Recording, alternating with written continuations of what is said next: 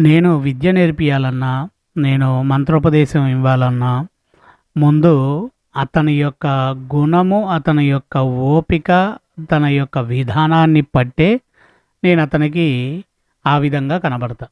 First నా దగ్గరికి చాలామంది వచ్చారు.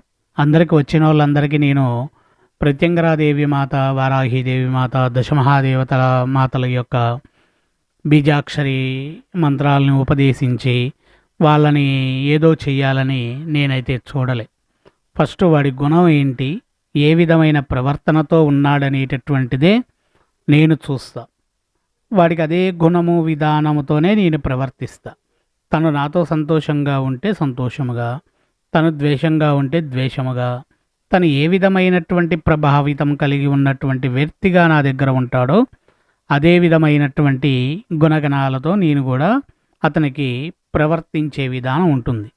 అంతేగాని వచ్చిన వాళ్ళందరికీ నా విద్యను మొత్తము సాధన విధానాన్ని ధారపోయాలంటే అంత ఆషామాషి కాదు.